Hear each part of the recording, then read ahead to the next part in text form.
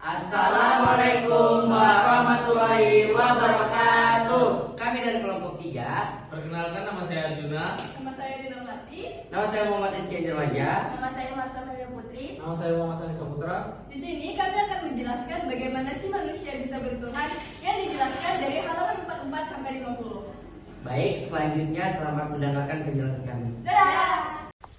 Baik, untuk halaman 44 dan 45 itu menjelaskan tentang Andrew Newberg dan Mark Waldman dalam Gen Iman dalam Otak menyatakan bahwa manusia lahir tanpa kepercayaan khusus kepada Tuhan, melainkan kepercayaan terbentuk melalui pengajaran intens yang terekam secara neurologis, sehingga kebertuhanan bisa dipandang sebagai hasil manipulasi kekuasaan.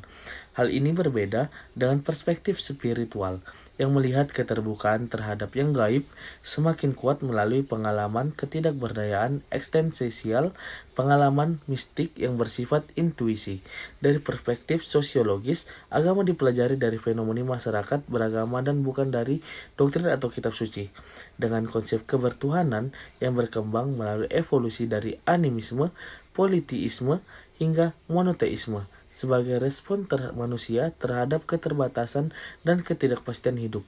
Ada pula teori bahwa monoteisme adalah asal mula kepercayaan manusia yang kemudian berkembang menjadi beraneka bentuk karena kepentingan kelompok, sehingga makna Tuhan bisa menyempit sesuai identitas komunitas yang mengutamakan hal-hal tertentu. Assalamualaikum warahmatullahi wabarakatuh. Perkenalkan, nama saya Muhammad Rizky Anjarmaja dengan NIM 95202430. Di sini saya ingin menjelaskan tentang materi dari halaman 46 dan 47. Jadi, pada masyarakat primitif, Tuhan merupakan pusat kehidupan yang menjelaskan segala fenomena alam dan sosial melalui mitos dan kekuatan supranatural. Sebaliknya, pada masyarakat modern dan rasional, peran Tuhan menyusut karena ada sains dan teknologi memberikan banyak penjelasan. Kondisi ini munculnya anggapan keliru bahwa agama sudah usang dan dapat digantikan oleh teknologi. Padahal agama adalah bagian tak terpisahkan dari kehidupan manusia dan tidak hanya membahas hal-hal yang logis, tetapi juga eksologis atau akhir zaman dan hal-hal yang dianggap mustahil. Dari sudut pandang sosiologi, khususnya menurut Max Weber, agama adalah sistem budaya yang dimana manusia hidup untuk Tuhan, bukan sebaliknya. Tuhan yang hidup untuk manusia. Praktik keagamaan adalah upaya manusia mengubah dari irasional menjadi pengabdi yang rasional untuk mendekatkan diri kepada Tuhan. Weber menekankan bahwa meskipun ritual keagamaan bersifat kelompok, pengalaman kedekatan dengan Tuhan adalah hal yang sangat individual. Pada akhirnya, Tuhan adalah perspektif sosiologis dipandang sebagai sumber kebenaran universal yang diyakini oleh seluruh umat manusia. Sekian, terima kasih. Selanjutnya yaitu bagaimana Tuhan dapat dirasionalisasikan dalam bentuk filosofis. Banyak pendapat yang dikemukakan oleh para filsuf agama untuk menjelaskan hakikat Tuhan dan bagaimana cara bertuhan yang benar. Menurut Mulyadi Kartanegara ada 3 argumen. Yang pertama adalah al-hududs, yang kedua adalah al-imkon, dan yang ketiga adalah dalil innayah. Dalam argumen al-hududs yang dikemukakan oleh Al-Kindi, dibuat dengan gigi untuk menegaskan adanya Tuhan sebagai pencipta dengan kebaruan alam. Itu menunjukkan bahwa Tuhan adalah sebab pertama yang menjadi sebab-sebab lainnya. Baik, Assalamualaikum warahmatullahi wabarakatuh. Selanjutnya argumen wujud Tuhan dan sebab-sebab. Terdapat argumen yang menekankan bahwa segala sesuatu ada karena sebab-sebab, yang akhirnya mengerucut pada sebab sejati, yaitu Tuhan sebagai pencipta satu-satunya. Wujud Tuhan dapat diamati dari alam semesta sebagai makrokosmos yang mengandaikan adanya pengatur. Argumen ini menitik beratkan pada temporalitas dan pencipta alam semesta oleh Sang Pencipta yang Maha Esa. Kemudian dalil imka, wujud niscaya dan potensial.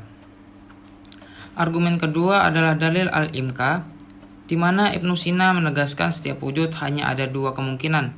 Pertama, niscaya al-wujud, wajib al-wujud, dan potensial mungkin.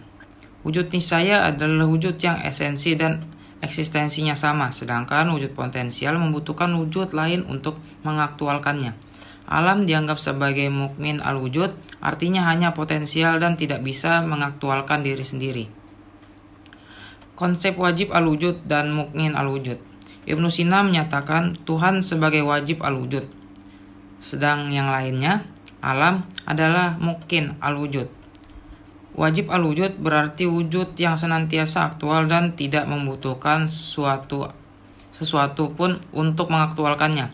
Alam tidak bisa mengaktualkan dirinya sendiri, hanya yang telah aktual atau Tuhan yang bisa mewujudkan segala potensial. Pandangan Al-Farabi tentang Tuhan. Al-Farabi sepakat dengan Ibnu Sina bahwa Tuhan adalah wajib al-wujud. Maha Esa, tidak berubah, jauh dari materi, dan tidak berhajat sesuatu pun. Al-Farabi menjelaskan bahwa dari yang banyaknya alam semesta bisa timbul yang satu atau Tuhan melalui proses emanasi. Teori emanasi menyatakan wujud Allah sebagai inteligensia mutlak yang terfikir tentang dirinya sendiri. Mungkin cukup sekian dari saya. Wassalamualaikum warahmatullahi wabarakatuh. Baik, selanjutnya Al-Farabi melalui teori emanasi menjelaskan bahwa dari Tuhan yang Maha Esa hanya lahir satu, yaitu akal pertama. Dari akal ini kemudian muncul akal-akal berikutnya hingga akal ke-10. Akal ke-10 disebut akal fa'al atau akal aktif yang melahirkan bumi, manusia, dan unsur-unsur dasar seperti api, udara, air, dan tanah, serta mengatur dunia. Tujuan teori ini adalah menegaskan keesaan Tuhan karena yang esa tidak bisa langsung berhubungan dengan yang banyak atau tidak sempurna. Selanjutnya, Ibnu Rashid menambahkan dengan argumen teleologis atau dalil al-inayah bahwa keteraturan dan keserasian alam semesta adalah bukti adanya perancang agung, bukan kebetulan. Ia menyatakan bahwa alam ini diciptakan untuk kepentingan manusia sebagai bentuk rahmat Tuhan.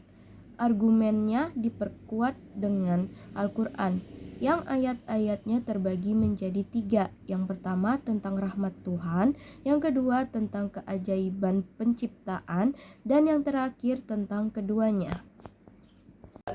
Terima kasih telah menonton video kami. Kurang lebihnya mohon dimaafkan. Wassalamualaikum warahmatullahi wabarakatuh.